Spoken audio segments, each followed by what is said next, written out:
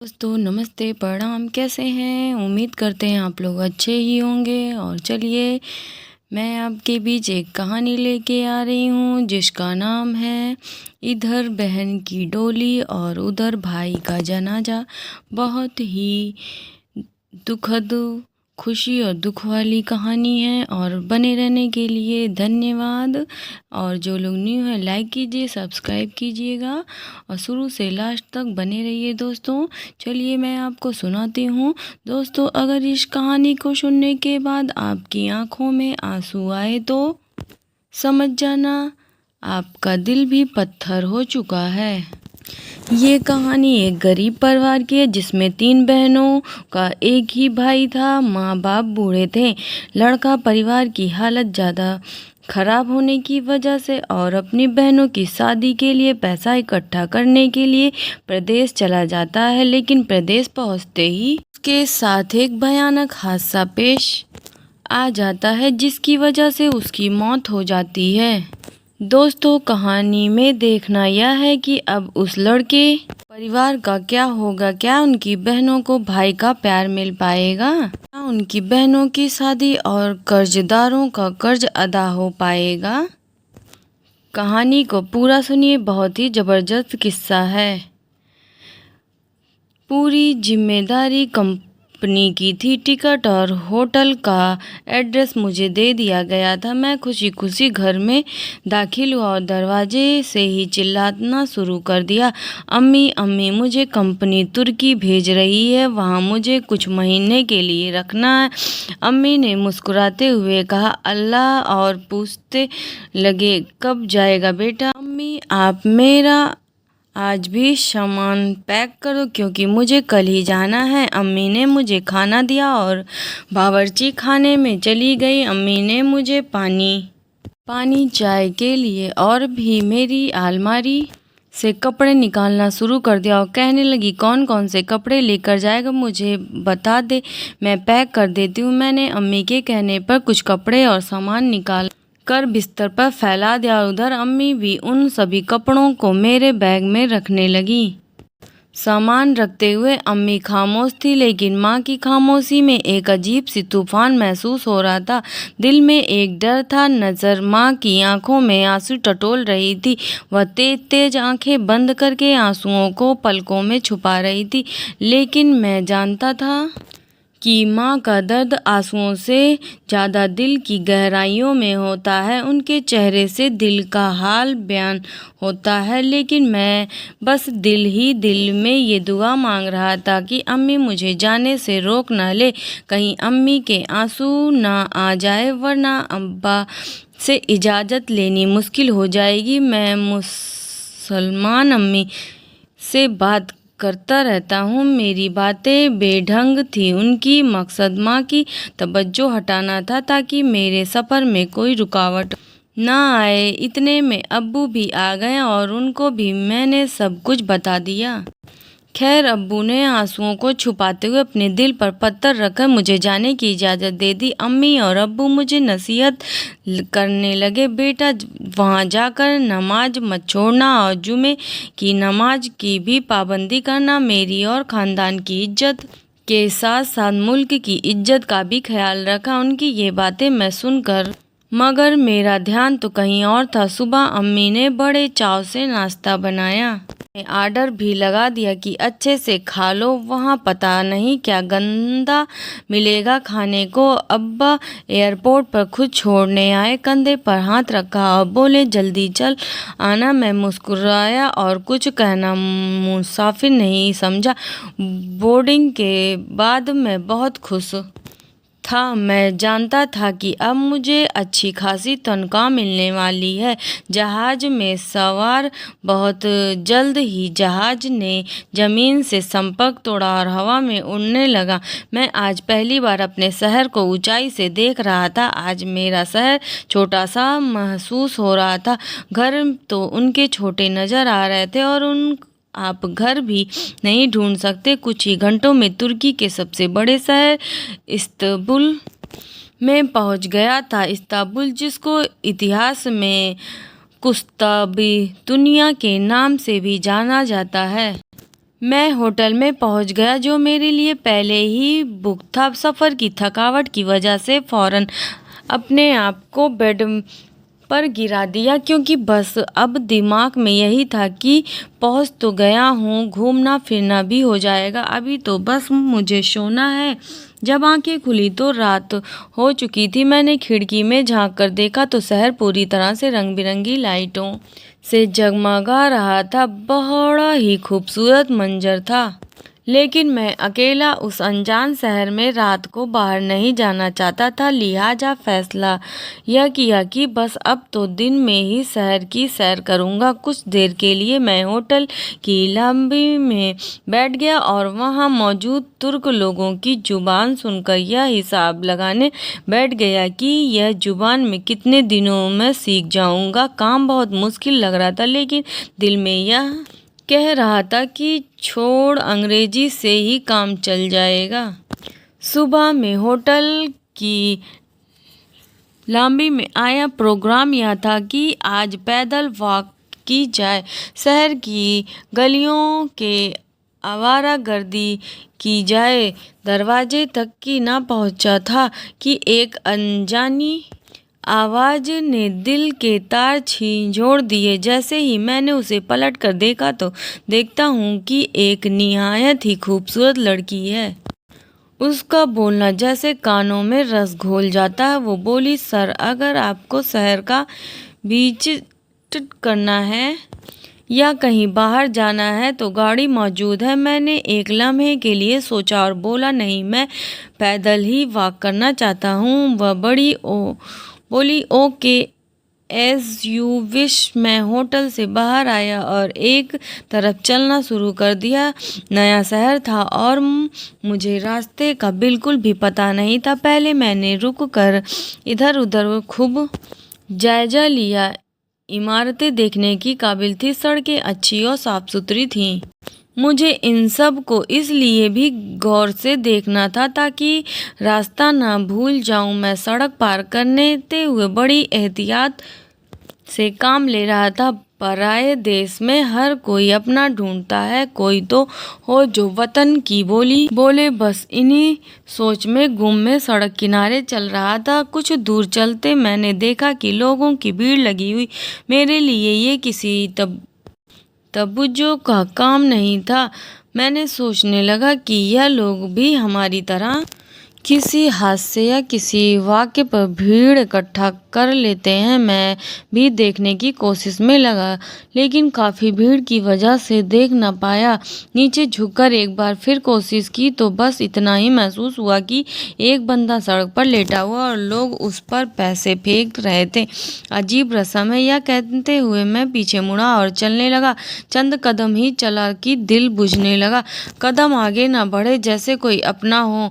मैंने उसके जूते में सिर्फ तलवे देखे थे। ना जाने क्यों उनसे देश की मिट्टी की खुशबू आ रही थी। यह देश की मिट्टी थी, अजीब होती है, प्रदेश में और भी मह जाती है और अपने अस्तित्व का इजहार करती है। अब मैं पूरी ताकत से लोगों को हटाता हुआ उस बेजान जिस्म के सिरहाने जा पहुंचा। आंखों को ना जाने क्या हो गया था कि आंसुओं की लड़ियों में कुछ दिखाई नहीं दे रहा था। मैं एक हाथ से पैसा हटाने लगा तो दूसरे हाथ से आस्तीन से अपने आंसू समेटने लगा।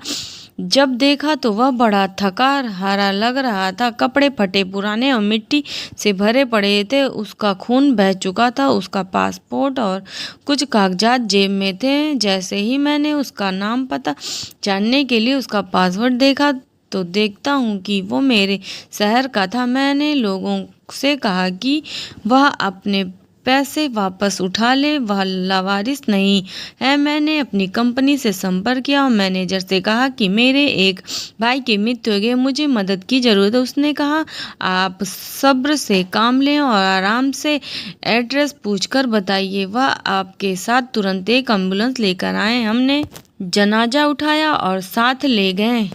कुछ कानूनी कार्रवाई के बाद हमें मैथ को दफनाने की इजाज़त मिल गई। शान से जनाजा कब्रिस्तान में सुपुर्द एक खाक कर दिया। मैनेजर साहब और मैं कब्र के पास बैठे थे। मैं उस सोच में था कि अगर ये अपने देश में होता तो इस दुनिया से ज़्यादा उसके जनाजे पर भाई बहनें, माँ बाप, दोस्तों की भीड़ होती, लेकिन दो अनजान लोग खड़े थे जो उनके जनाजे तक न थे। मैं मुसलमान उनके खानदान परिवार के बारे में सोच रहा था।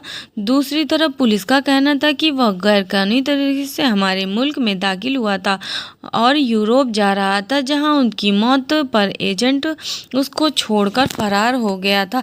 इसलिए शायद लोग उसकी लावारिस समझकर उसे कफन दफन के लिए पैसे उसके जनाजे पर फेंक रहे थे। मैं होटल आया तो उस कमरे में मौजूद खिड़की के शीशे से बाहर देखने लगा। उसके बारे में मैं सोच कर मेरी आंखों से आंसू नहीं रुक पा रहे थे। कभी सोचा कि आपकी माँ ने भी आपको अपने से दूर करने का दर्द आंसुओं में छिपा कर रुखसत किया होगा, लेकिन साथ ही साथ ये भी सोच रहा था कि उसने आखिर क्यों गैर कानूनी तरीके से दूसरे मुल्क में जाने का फैसला किया। ये लोग ऐसा क्यों करते हैं? क्या उसको यूरोप जाकर अय्याशी करनी थी या उनको पैसे इकट्ठे करने थे? कितने ही मुल्क और नौजवान आप आने वाले कल रोशन करने की ख्वाहिश में रातों में उठकर मेहनत करते, बल्कि शाहकाली रातों में सफ़र करके ईरान से तुर्की और फिर यूरान से यूरोप की तरफ जाते हैं। एक ऐसा सफ़र जिसमें दिन हो या रात हो हर वक्त डर बना रहता है। ये एक ऐसा सफ़र है जिसमें ना मौसम भरोसा ना कोई रहनुमा होता है, बस सुनसान जंगल और समुद्र के रास्ते। इसमें आपको हर तरह हाल में चलना है। वहाँ कितने ही लोग पैसे कमाने से पहले ही मौत का शिकार हो जाते हैं। कितनों के जनाजे इन राहों में दो मुल्कों की सरहद की ज़मीन का हिस्सा बन जाते हैं। जो माँ रो रो कर अपने बेटे को रुखसत करती है, वह कभी उस बेटे की कमाई से अय्याशी नहीं करती। वह तो अपने हिस्से की रोटी भी दे देती है, बस इस बात पर कि उसका लाल उसके सामने रहे। अगर माँ को इस सफ़र का हाल पता चल जाए तो कोई माँ अपने लगते जिगर को इस इंसानी सौदागरों के हाथ में ना दे। अगर यह मुसाफिर सही सलामत अपनी ज़िंदगी मंजिल पर पहुंच भी जाए तो फिर भी मुश्किल पीछा नहीं छोड़ती है। ये छुप कर इस तरह से काम करने पर मजबूर हो जाते जिसमें ना पैसा पूरा मिलता, ना इज्जत, और पुलिस से आंख मिचौली अलग से खेलना पड़ता है। हालांकि फ़ायदा उन भेड़ियों की जेबों को होता है जिनकी जुबान माँ से भी ज़्यादा हमदर्द लगती है, लेकिन वह अपने फ़ायदे के लिए उन मुसाफिरों को हाथ बेच देते हैं। मैं यह सब कुछ क्यों सोच रहा हूँ? ये असलम कौन है? उसकी दास्तां क्या है? वह अकेला नहीं होगा, उस जैसों का पूरा टैंकर भरा हुआ होगा। मैं लगातार यही सोचता रहा। फिर सोचते सोचते कमरे में होटल में बालकनी में बैठा और सोच कि एड्रेस तो मेरे पास ही है और घर के खत लिखकर उसकी मौत की खबर दूँ। मेरी हिम्मत साथ छोड़ गई। कोई मर जाए तो कोई खबर दी जाती है, मुझे नहीं मालूम था। जैसे ही अम्मा जी लिखा तो कागज मेरे ही आंसू से भीग गए। माँ को बेटे की मौत की खबर देना कितना मुश्किल होता है, मुझे इन दिन पता चला। बाप का नाम लिखा, लेकिन दिमाग में न काम करना बंद कर दिया। उसके घर में ऐसा कौन था जिसको मैं एक इबरनाक खबर सुना सकूं? बस दिल की मान ली। पहले घर की हालत जानता हूँ, फिर पता लूँगा। अब मैंने कागज उठाया और असलम बन गया और अब घर वालों का हाल पूछा और आखिर में बस इतना ही लिख सका कि मैं अपनी मंजिल पर पहुंच गया हूं, जहां मैं रहता हूं। ये इलाका शहर से काफ़ी दूर है। आप मुझे इस पते पर खत लिख दें, मुझ तक पहुंच जाएगा। और साथ ही साथ मैंने अपनी कंपनी का पता भी लिख दिया। मैं अपने काम में व्यस्त हो गया और असलम के घर से जवाब का इंतज़ार करने लगा। मेरा ख्याल था कि मैं जल्द ही उसके बारे में बताऊं कि जिम्मेदारी से छुटकारा पा जाऊं। जल्दी ही मुझे उसके घर में कोई ऐसा शक्ल नहीं मिल जाएगा जिसको मैं असलम की मौत की खबर दे सकूंगा। मुझे 2 हफ्ते इंतज़ार करना पड़ा। आखिरकार असलम के घर वालों का खत आया। जैसे ही मैंने खत पढ़ना शुरू किया तो आंखों में आंसू की लड़ियाँ बरसने लगी। मैंने हाथ कांपने लगे। उनकी माँ ने बड़े ही इत्मीनान हाथ कांपने लगे। उनकी माँ, बेटा तेरी खबर मिली, खुशी की इंतहा बता नहीं सकती। बस तुरंत शुक्राने को नाफिल अदा किए। तेरी बहनों ने पूरे मोहल्ले में हलवा बटा है। मेरा दिल बड़ा परेशान था। अब तेरी माँ को नींद आ जाएगी। कितने महीने हुए हैं? मैं तो समझी मेरा बेटा मेमो के देश में अपनी अम्मा को भूल गया है। बेटा मुझे पता है तेरी अम्मा ने तेरी दोनों बहनों अजारा और इकरा का जेवर बेचा है। उससे ससुराल वाले दहेज मांग रहे हैं। मैंने भी कह दिया कि जो कुछ होगा दे दूंगी, लेकिन अभी इतनी जल्दी मैं बच्चियों की शादी नहीं करूंगी। मेरा बेटा परदेश गया हुआ है। अल्लाह भला करे। तेरी फूफू का यह मान गई। तेरी छोटी बहन आलिया ने बड़ा तंग किया हुआ है। कहती है मैं भाई का सहारा बनूंगी और बीए करके एक टीचर बनूंगी, बड़ी आई टीचर। उसने मेरे बाबा को बड़ा मजबूर किया, वह मान गए। अब तो कॉलेज जाती है। अजारा ने भी 8वीं में पहली पोजीशन हासिल की है। कह रही थी भाई से मेमो की बड़ी घड़ी लूंगी। बेटा दाल रोटी तो चलती रहेगी, बस कर्ज वालों ने बड़ा तंग किया हुआ है। वह कालू रोज दरवाजे पर खड़ा रहता है और तेरे बाबा को बड़ा जलील करता है। उसके पैसे का इंतजाम कुछ जल्दी कर देना। जवान बेटियों वाला घर है, लोग उल्टी सीधी बातें करेंगे। मैंने भी कह दिया कि 2 महीने का टाइम देते हैं। 80,000 रुपये का ठहाई मेरे मुंह पर मारूंगी। तेरे अब्बा को तेरी बड़ी याद आती है। वह फिर से कहते नहीं हैं, किसी तेरी फोटो देखते रहते हैं। तू कभी दूर नहीं गया ना। उनकी आंखों का दोबारा ऑपरेशन करवाना पड़ेगा, ठीक नज़र नहीं आता। कहते हैं कोई नहीं, एक ही काम चल जाएगा। पहले बेटियों की डोलियां उठा लें, असल में ऑपरेशन से डरते हैं। और हाँ बेटा, खत जरूर लिखना। खत हाथ में लिए मैं रोता हुआ असलम की कब्र पर आ गया और उनके रोते हुए रुक रुक कर खत सुनने लगा। मैं उसका मुजरिम था। मैंने उसको गलत समझा था। वह अय्याशी करने के लिए नहीं, बल्कि 3 बहनों की डोलियों को उठाने के लिए इतनी दूर सफ़र करने के लिए मजबूर हो हुआ था। ना जाने कितने असलम इन राहों में अपनी ज़िंदगी की बाजी हार जाते हैं। इस्लाम ने बेटी को बोझ नहीं बनाया है, रहमत बनाया है, पर हमने दहेज के नाम पर अल्लाह के रहमत की बोझ बना दिया है। क्या हमारे आका सल्लल्लाहु अलैहि वसल्लम ने भी अपनी बेटी को रुखसत करने के लिए कर्ज लिया था? वह सहाबा भी बेटियों की डोली उठाने के लिए मुश्किलता से 2-4 हो जाया करते थे। बस मैंने उसकी कब्र पर बैठकर फैसला किया, जब तक कर्ज अदा नहीं होगा, बहनों की शादी नहीं हो जाती, तो मुझे मरने नहीं दूंगा। आज मैं तुम मेरे साथ रहो। फिर क्या था कि मैंने जल्दी ही माँ को कर्ज अदा किया, साथ ही साथ अजारा के लिए घड़ी भी। वह अपनी छोटी बहन फरमाइश करती रहती है और मैं खुशी खुशी उनकी फरमाइशों को पूरा करता रहा। खतों का सिलसिला इतना ज़्यादा हो गया था कि अब मुझे वहाँ अपना ही परिवार लगने लगा था। अजारा और इराका की शादी करने की तैयारी की। मैंने भी उनसे कह दिया कि भाई बाहर है, अब घबराना मत, कोई कसर नहीं रहे। शादी में अजारा एक ही बात की अड़ लगाए हुई थी कि भाई तुम डोली को कंधा नहीं दोगे तो मैं डोली में नहीं बैठूंगी। उसको क्या मालूम था कि जिसने डोली को कंधा देना था उसको मजदूर की मदद से मैं कब्रिस्तान तक कंधा ले चुका था।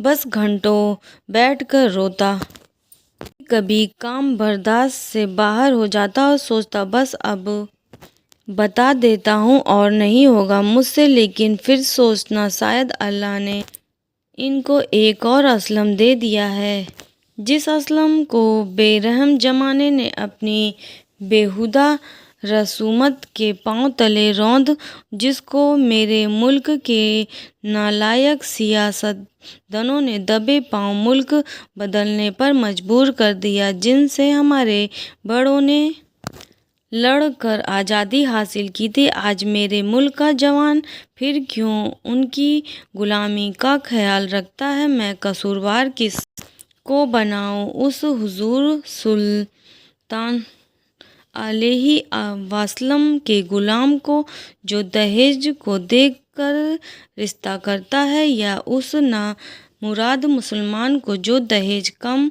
लेने पर बहू पर तानों की बौछार कर देते हैं, या उस सौदागर की जो चंद सिक्कों के लिए सुनहरे ख्वाबों का जाल बिछाते हैं, जो इस रंगीन दुनिया की बातें करते वालुयान गरीब लाशों के चेहरे क्यों खुल जाते हैं? क्योंकि सियासतदान कोई कानून नहीं बनाते, बेकार रस्मों का खात्मा क्यों नहीं करते? जहां अपने इतने बेतुके कानून बनाए हुए हैं, वहाँ ऊपर वाले के कानून की झलक क्यों नहीं दिखाई जाती है? या एक दूसरे की देखा दिखाई में क्यों लगे लोग कानूनी तरीके से दूसरे मुल्क का रास्ता चुनते हैं, सिर्फ इसलिए कि एक पड़ोसी का लड़का अच्छा पैसा कमा रहा है, यह जाने बगैर कि वहाँ आखिर बेचते क्या हैं और क्या करते हैं। मैं अकेला क्या कर सकता हूँ? यहाँ तो लोग इस रंगीन दुनिया की झूठी दिलास देकर अपने कारोबार को धड़ल्ले से चला रहे हैं।